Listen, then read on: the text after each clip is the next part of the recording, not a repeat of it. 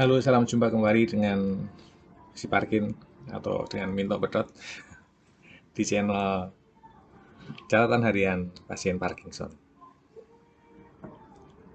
Di video yang terdahulu sebelum yang terakhir ini sudah saya sharekan berkaitan dengan apa yang dilakukan oleh pasien ketika sudah lebih sehat, kemudian sudah lebih membaik untuk mempertahankan kondisi sehat itu tetap stabil, bahkan bisa semakin naik gitu ya. Nah, di sana saya ceritakan jadwal dari pagi sampai sore malam. Ya, diisi dengan aktivitas-aktivitas yang berbau motorik, banyak gerak. Ya, baik gerakan yang kasar, kutip, semampu kita, ataupun gerakan yang halus seperti menulis, kemudian apa namanya,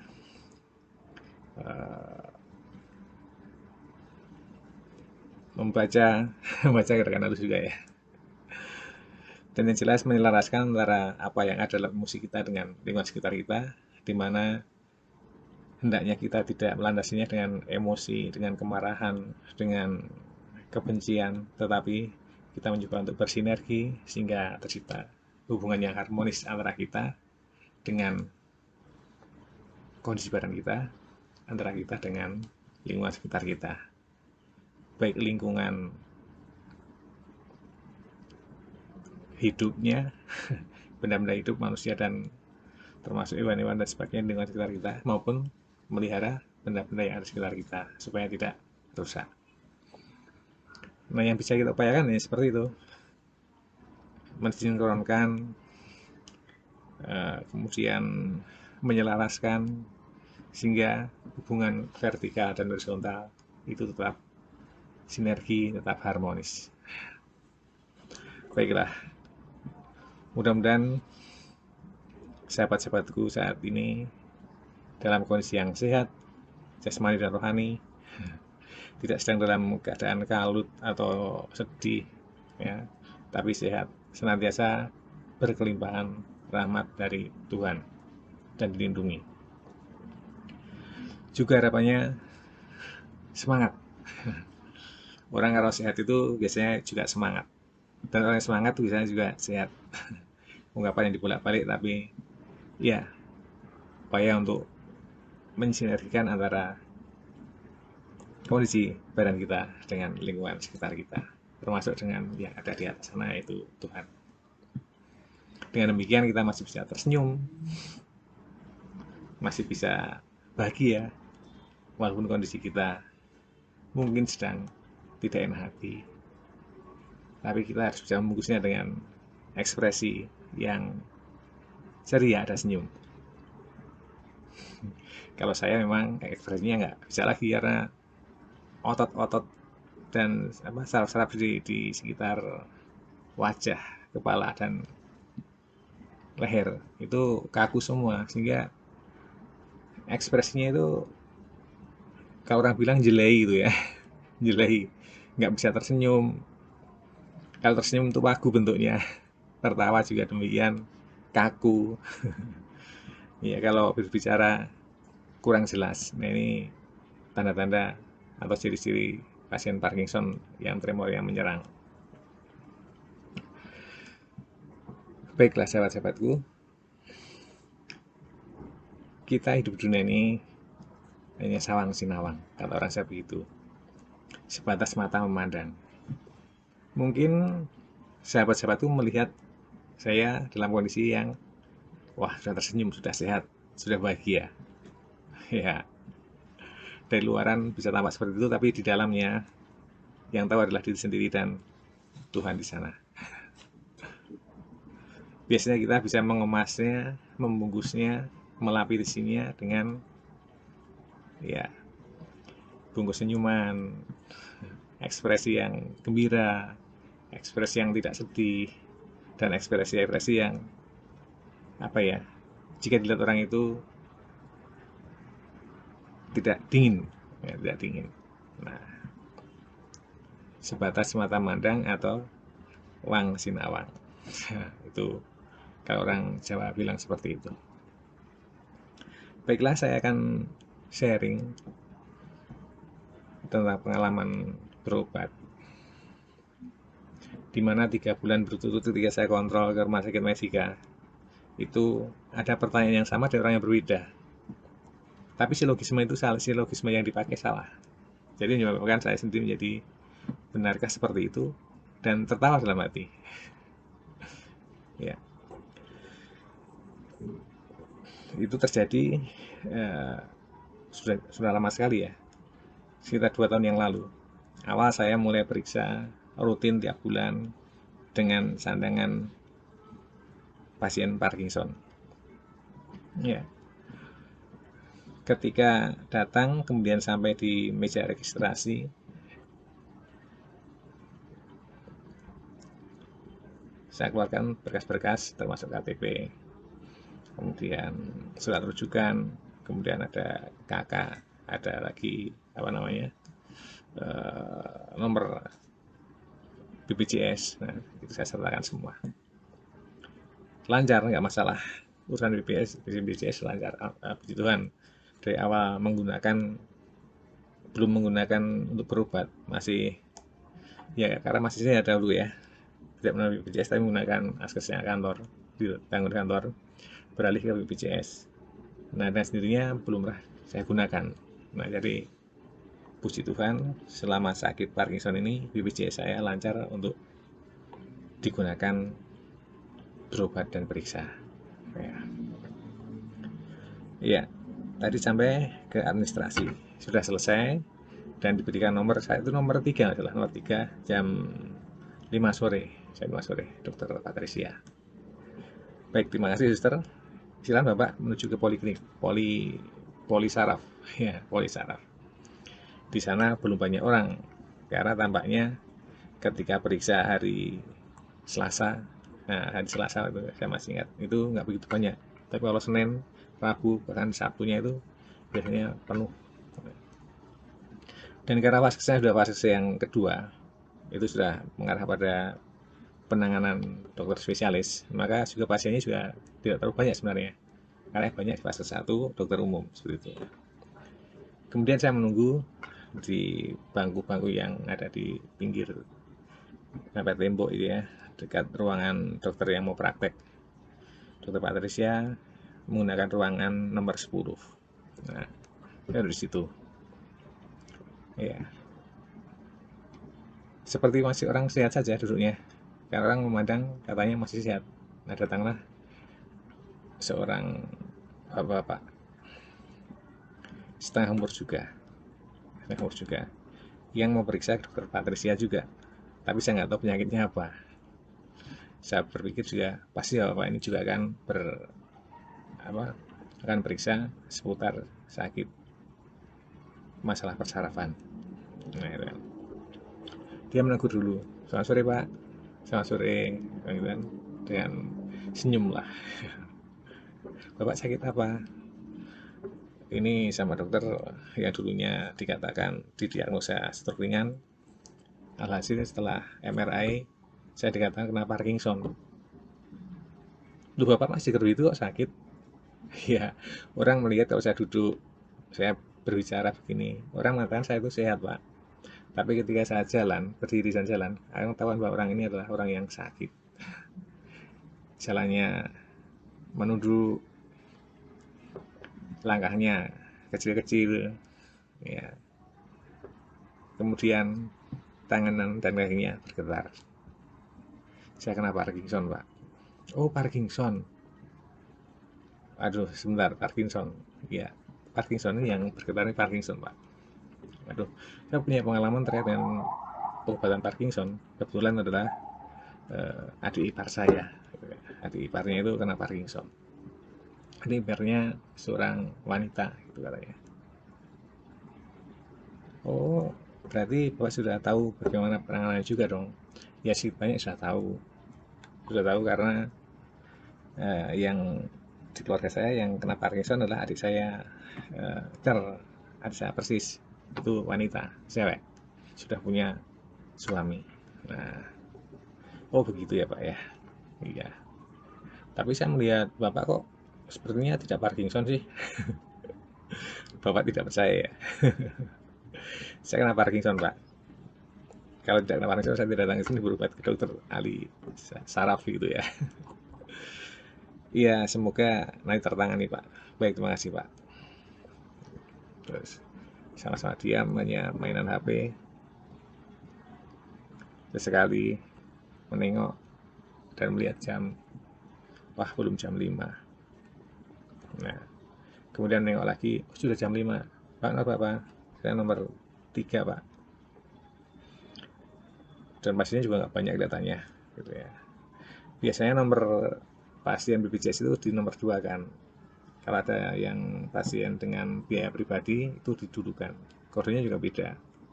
Kodenya A. Kalau yang BPJS C. C04, C03 gitu ya sudah. Tiba saat jam 5, kok belum datang? Diberitahu oleh susternya yang ada di customer service Poli itu. Mohon perhatian bagi pasien Dr. Patricia, mohon perhatiannya karena dokter datangnya sekitar jam 18. Waduh, mundur lagi 1 jam. Tapi biasa di situ karena dokter itu praktek di luar rumah sakit, satu di Medika BSD itu, yang satunya di rumah sakit Omni. Nah, sehingga ketika di Omni banyak pasien, pastilah yang di Medika agak mundur seperti itu. Kemudian tersilah berbincang lagi dengan bapak-bapak itu. Maaf Pak, saya mau nebak Bapak. Iya silakan tebak aja Pak. Bapak istrinya masih 2 ya? Saya kaget. Loh, kenapa bisa begitu Pak? Iya, tapi Bapak istri 2 tidak? Tidak Pak, istri saya 1. Satu pun sudah mendahului saya untuk berpulang ke rumah Tuhan. Oh, Bapak duda. Iya Pak, duda Pak. Duren. Apa itu Pak? Duda keren. Ah, bisa aja. Ya, mengapa saya katakan Bapak punya istri 2 1 Pak begitu? Karena istri saya kena Parkinson. Karena suaminya punya istri 2. Saya bingung untuk menyimpulkannya bagaimana. Saya, Bapak-bapak, dia yang sakit Parkinson adalah ibu-ibu yang punya suami dan suaminya nikah lagi. Nah, kok bisa tarik kesimpulan begitu Pak? Ya siapa tahu. Tapi yang terjadi di adik saya itu seperti itu. Adik saya kena Parkinson karena suaminya punya istri 2, adik saya dan marunya. Oh begitu. Ya, tapi kan tidak bisa disamakan, digeneralisasikan dengan saya Pak. Ya, saya kena Parkinson karena saya duda. Mungkin sebabnya itu, atau karena saya sudah apa sudah usianya sudah ya 49, 48 waktu itu ya, 48. Oh itu masih muda itu Pak. Oh, masa 48 masih muda. Ya ukuran umur produktivitas usia 48 itu masih muda. Ya, ya artinya masih kemungkinan punya jodoh lagi, punya istri lagi. Amin Pak. Ya, terima kasih doanya. Mudah-mudahan Tuhan mendengarnya. Kemudian dia bilang lagi, ya satu Pak, saya pesan Pak, agak bercanda dan serius. Serius atau bercanda Pak? Pak, kalau Bapak mau kawin lagi, nikah lagi, cari yang lebih tua dari Bapak. Loh, kenapa harus lebih tua? Iya, tahu sendiri. Kalau lebih tua itu nanti tidak akan terlalu apa ya, bukan mengalah. Tapi kalau pasangan Bapak lebih muda nanti akan banyak banyak masalah timbul karena Bapak sudah tua, istrinya muda, punya anak dan disebut kakek nanti. Oh alah begitu. Nah kalau istri saya tua, Kan dipanggilnya Om. Orang itu senang bercanda. Dia ternyata sakit ada urat yang eh, nyelempit gitu katanya itu, nyelempit sehingga harus ke dokter saraf membenahi HNP-nya itu. Nah, sambil ngobrol nggak terasa sudah sampailah pukul 18 dan dokter Patricia datang. Nah, sudah datang. Maka urutan 1 2 sudah masuk, tidak salah ketiga dan selesai, dan saya bilang ke orang itu, Pak, jumpa lagi untuk bulan berikutnya, mudah-mudahan kalau tidak berjumpa karena Bapak sudah sehat ya. Sama-sama Pak, saya doakan. Sudah saya pulang dengan dijemput oleh Maria Ita. Maria Ita, dia berkantor di suatu sekolah di daerah Serpong situ, pulangnya sorean jam 4:05 baru pulang sehingga bisa dapat tumpangan untuk pulang. Sambil perjalanan pulang, saya berpikir, masih mengganggu pikiran kata-kata Pak tadi saya. Kok bisa ya silogisme menjadi silogisme yang salah? Adikku sakit Parkinson karena suaminya kawin lagi, jadi punya istri 2. Tapi saya kenapa Parkinson? Karena saya duda. Lu kan nggak nyambung. Saya sendiri di situ sambil ditanyain, kenapa sih, Pak?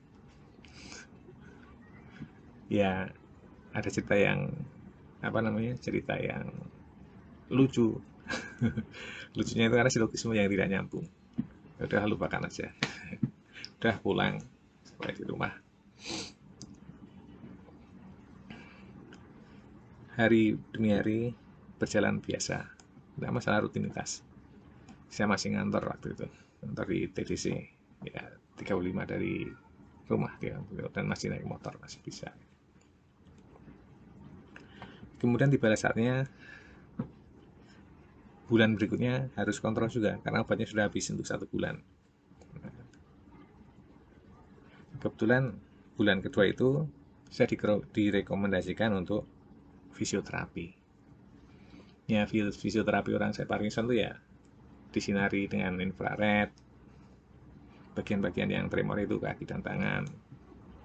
Kemudian belajar latihan motorik dengan angkat dempel, dengan memindahkan benda-benda kecil, ya, dengan berjalan di papan jalan, kemudian naik turun tangga trap yang dibuat dari kayu itu, lumayan ada 7 tanah tangga itu ya. Naik turun masih lancar, masih bisa. Ya. Hanya memang kaki kanan waktu itu di pangkal pahanya itu seperti terjerat, seperti diikat gitu ya, sehingga darahnya nggak lancar, kemudian juga nyeri. Ternyata sampai sekarang juga masih nyeri. Itu sudah lama berarti. Hanya nggak tahu kalau itu ternyata tulang punggungnya ya kena. Nah, ketika periksa atau kontrol ke dokter Patricia, tidak ada perubahan apa-apa karena stuck. Nah, artinya dikasih obat, tapi pengaruhnya bukan menjadi lebih baik atau menjadi berubah, stuck. Tenaganya masih ada, tremornya juga masih ada, seperti itu. Kemudian waktu jalankan seminggu itu fisioterapi 2 kali. Saya ambil hari Selasa dan hari Kamis. Nah, periksa saya waktu hari Senin, kemudian Selasanya saya balik lagi ke sana untuk fisioterapi. Apa yang terjadi? Ternyata ketika fisioterapi itu saya mengetahui diri saya bahwa saya tidak nyaman berada di tengah orang banyak dan di papan yang sempit. Karena setelah tiba giliran saya fisioterapi, kemudian saya masuk ke dalam ruangan yang disekat dengan gorden itu, hanya 1 bed itu ya, saya merasa sesak, nafas nggak bisa bernafas, dan merasakan cemas gitu ya. Cemas khawatir kalau nanti tiba-tiba pingsan. Nah itu mewarnai pikiran saya. Sebelumnya nggak terjadi seperti itu, tapi kenapa nggak tahu ketika fisioterapi pertama saya disuruh masuk ke ruang fisioterapi, di mana di situ banyak bed dan disekat dipisah dengan gorden. Masuklah begitu dan itu terlentang, nggak nyaman sama sekali, bingung rasanya itu, cemas, kemudian takut, kemudian nafasnya menjadi sesak. Nah ketika perawatnya datang, saya bilang, suster saya kondisinya seperti ini, bagaimana, apakah bisa saya fisioterapinya yang penyinaran di luar, karena tampaknya saya trauma dengan kondisi-kondisi yang berada di ruangan yang sempit, kemudian eh, terlalu dingin, ya. Akhirnya saya dipindahkan penyinarannya di ruang ruang latih motorik, ruang latih gerak. Kan ada dua terapi, satu terapi dengan penyinaran, yang kedua dengan belajar motoriknya gitu ya. Ya di ruang yang terbuka, bednya ke sana, terus lampu yang dipakai untuk menyinari itu ya kelihatan dari luar dan banyak orang melihat. Nah saya lebih rileks, lebih bisa 15 dan 15 menit untuk kaki, 15 menit untuk tangan. Nah, oke, hari itu selesai dengan lancar, tidak masalah. Pulang, ya rasanya setelah di fisioterapi itu progresnya belum kelihatan, belum saya rasakan. Rasanya ya panas saja ketika di sinar itu ya, dan lentur ketika latihan otot, seperti di fitness itu ya, di gym, tempat gym itu hanya banyak dikurangi seperti itu. Pulang ya masih numpang lagi juga pulangnya, numpang yang balik dari kantor, kemudian diantarkan sampai rumah ya.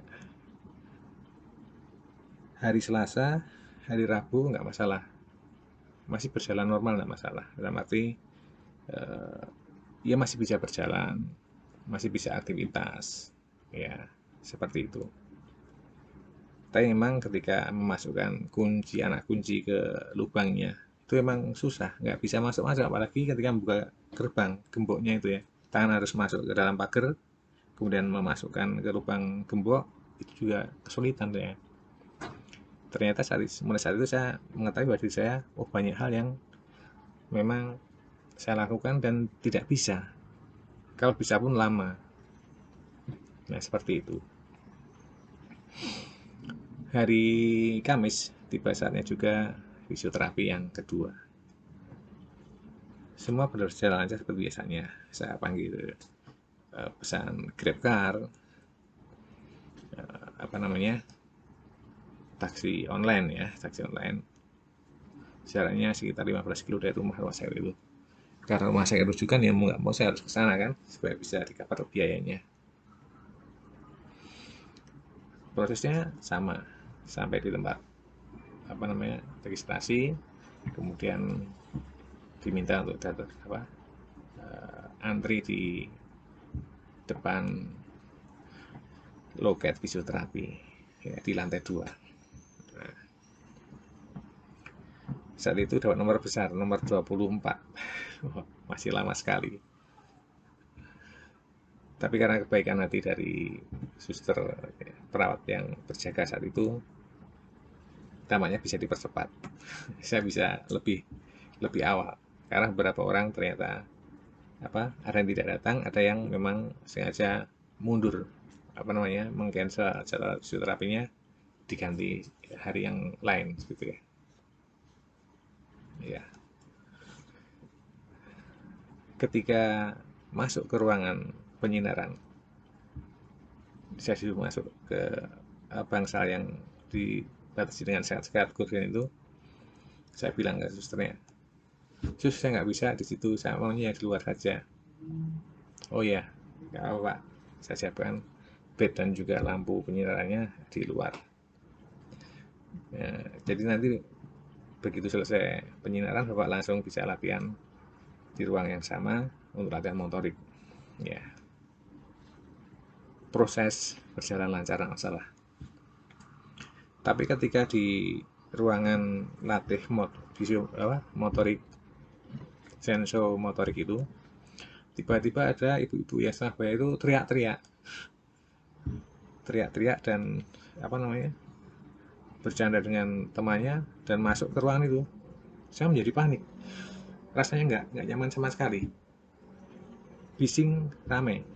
Ya, dia teriaknya tidak hanya satu kali, tapi sampai beberapa saat begitu bicaranya keras, tidak peduli ada orang yang sedang sakit dan nggak bisa mendengarkan teriakan yang keras, itu nggak peduli dia.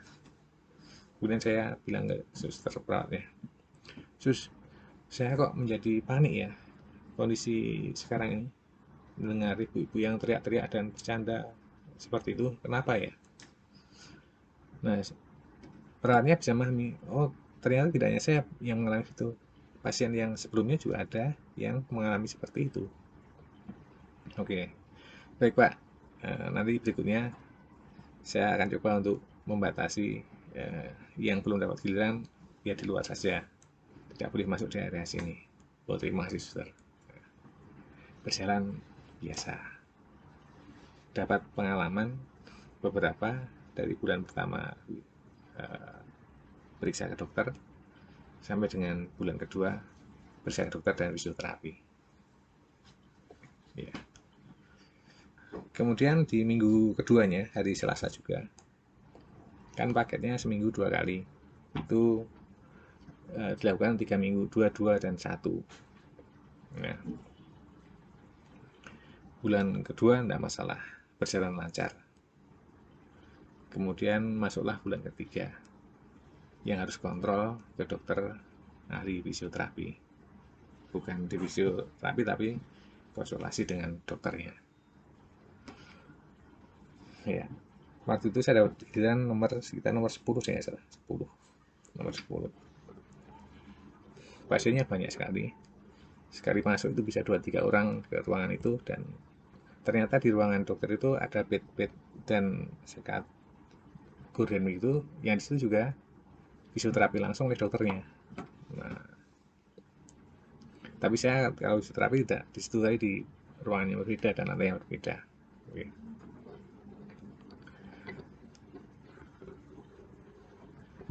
Kemudian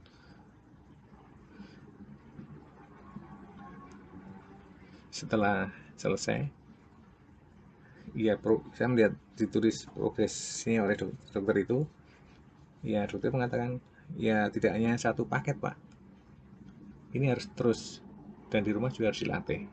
Kalau tidak ya akan stuck seperti yang Pak alami, bahkan bisa lebih buruk lagi, bisa mundur itu ya.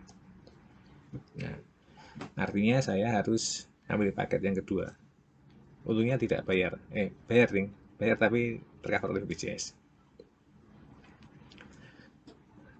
Paket yang kedua diawali dengan periksa ke kontrol ke dokter patersia dulu.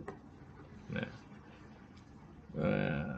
waktu diperiksa dicek tremornya masih ada, kemudian tenaganya mulai berkurang, kaki kanannya lebih lemah dibandingkan kaki kiri, jalannya juga agak saruk, sehingga sepatu kanan tuh lebih tipis dibandingkan sepatu kiri, soalnya bawah itu.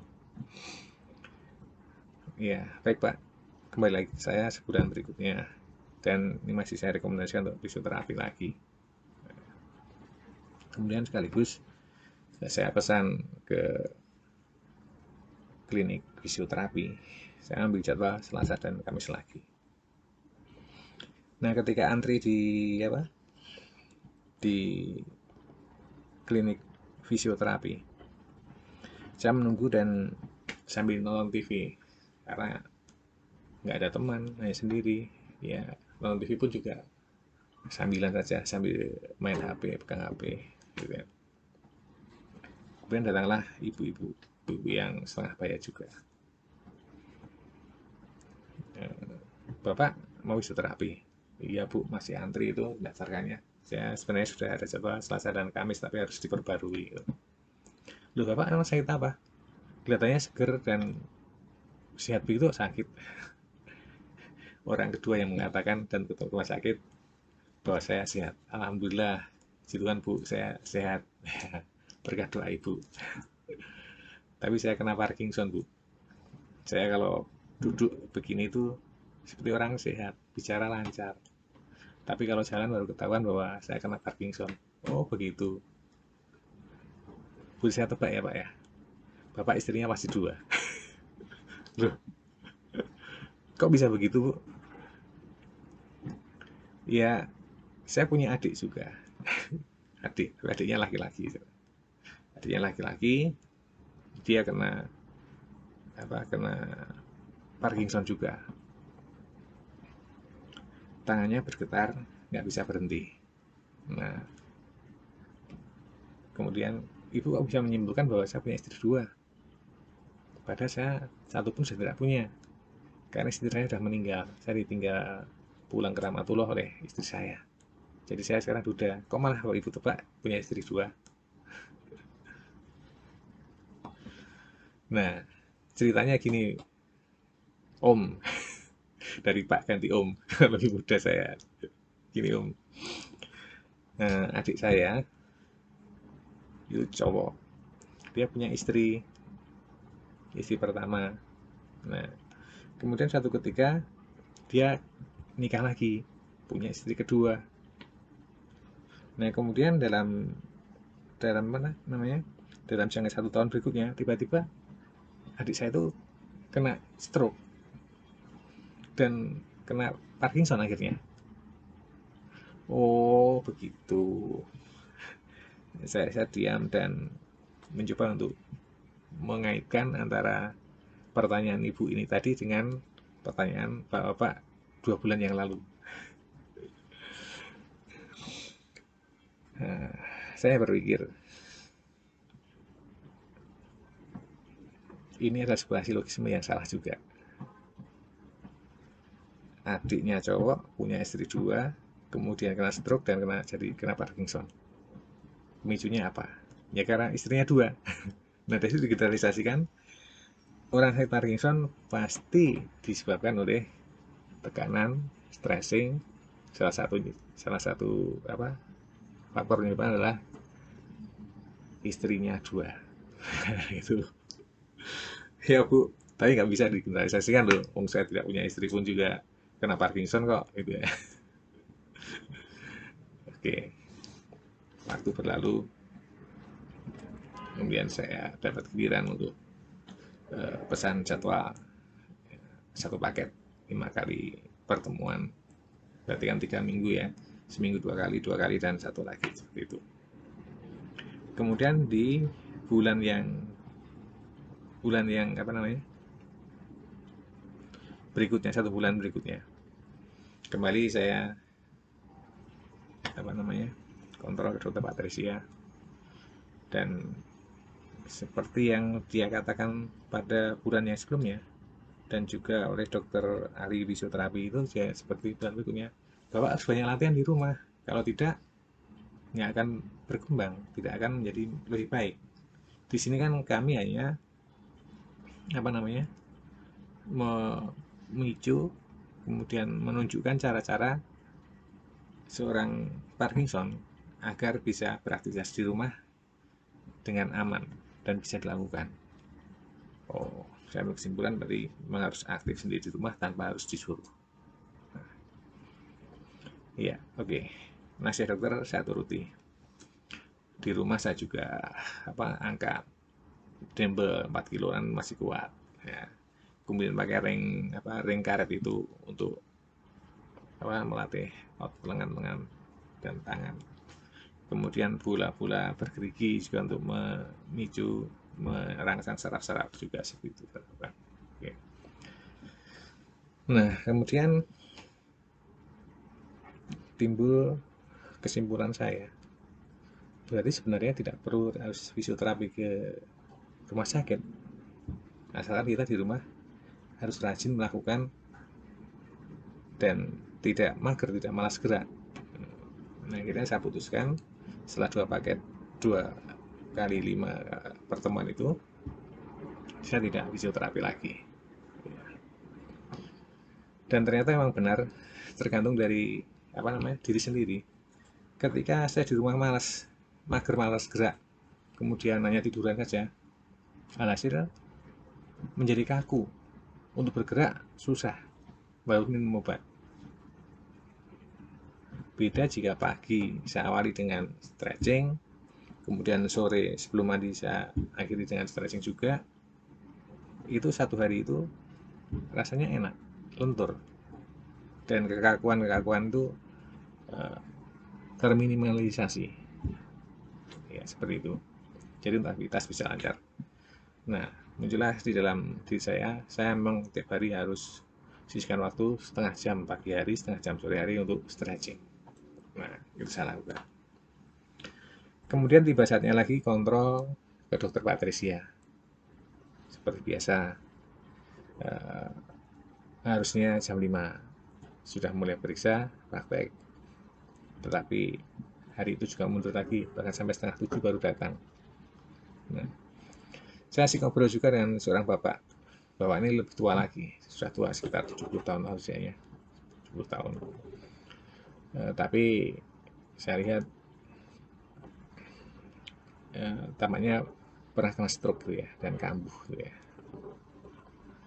Saya juga tidak berani mengatakan bahwa bertanya stroke atau apa, tapi tidak berani. Hanya saya bertanya juga, Bapak periksa dokter Patricia juga? Iya Pak.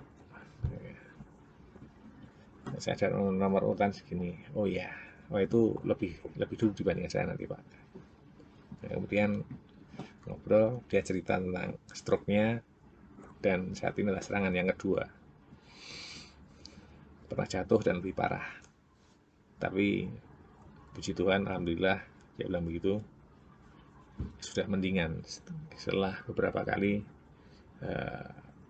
berobat ke dokter Patricia. Ya.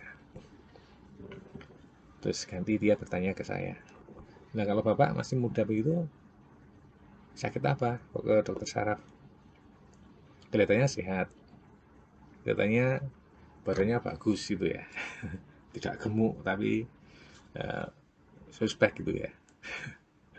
Ya itu kan sebatas bawa mandang saya Pak. Tapi di dalamnya Bapak tidak tahu kan, kalau saya sakit. Ya Pak bisa membungkusnya dengan senyum sendiri, bicara dengan senyum, tidak menunjukkan tanda-tanda bahwa Bapak orang sakit. Oh, saya kena Parkinson Pak. Parkinson? Loh, boleh saya tebak Pak?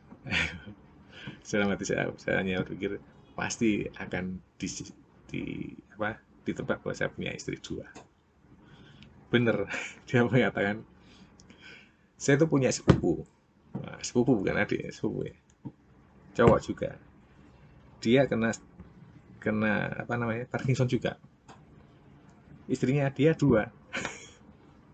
Oh, kok bisa begitu ya Pak? Iya. Ketika istri pertama ketika dia belum kawin dengan istri yang kedua itu, dia masih sehat, masih aktif, masih ngantor, itu masih ya namanya orang sehat ya, orang sehat dan orang berkantor yang dikatakan dia berduit kok ya, di kantor yang cukup kuat juga perusahaannya. Kemudian dia nikah dengan istri yang kedua. Setahun setelah nikah dengan istri yang kedua, dia punya 2 istri, dia kena stroke. Dan di ending stroke, dia kena Parkinson. Oh, begitu ya Pak? Sebentar. Kok mirip ceritanya dengan 2 orang yang bertanya saya di 2 bulan yang lalu dan 1 bulan kemarin. Dia cerita tentang adiknya. Yang pertama, adiknya itu cewek. Dia kena Parkinson. Karena suaminya nikah lagi. Terus di bulan kedua itu saya ketemu ibu-ibu juga. Yang pertama Pak, ini ibu-ibu. Adik laki-lakinya kena stroke. Kemudian kena Parkinson. Mirip seperti yang sebuah Bapak cerita tadi. Oh. Nah, iya makanya saya menebak masa itu bapaknya itu Parkinson karena punya istri dua. Maaf Pak, tidak. Tebakan Pak salah. Kalau taruhan saya yang menang loh. Saya umur 48 ini sudah duda Pak. Jadi saya kena cancer dan dipanggil Tuhan. Oh, turut berduka ya Pak ya. Maaf saya nggak tahu. Makasih Pak. Kemudian saya juga Katolik. Sehingga seorang Katolik nggak mungkin punya istri lebih dari satu. Satu untuk seumur hidup. Hmm, seperti itu. Dan setelah itu selesai itu, tiba saatnya giliran dia lebih dulu untuk periksa ya. Dan saya hanya tersenyum-senyum sendiri seperti orang gila yang ternyata akan menjadi orang gila. Obat-obat yang saya minum juga obat orang gila, penenang semua. Kemudian sore itu, malam itu,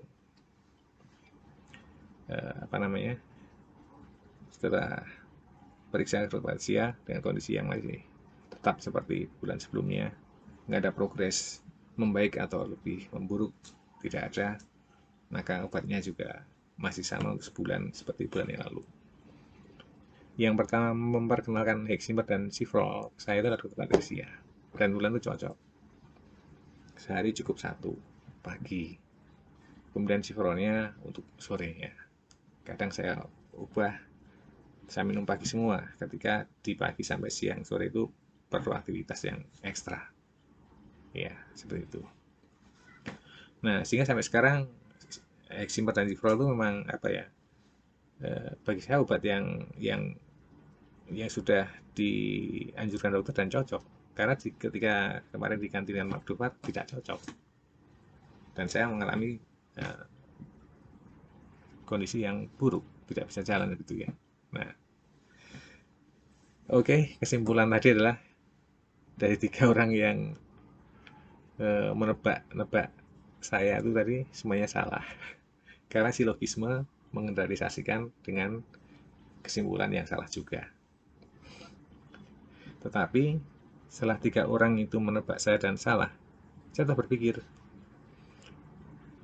tapi faktor utama yang menjadi pemicunya adalah bukan karena dia nikah dan punya istri dua, tapi adalah karena pressure, karena kondisi di mana dia mungkin tidak harmonis, sehingga kondisi rumah tangganya mungkin ya apa ya, sering berantem, saya juga nggak tahu, tapi yang jelas kemungkinan terjadi seperti itu. Jadi under pressure kondisi rumah tangga dan kantor kemudian seperti itu.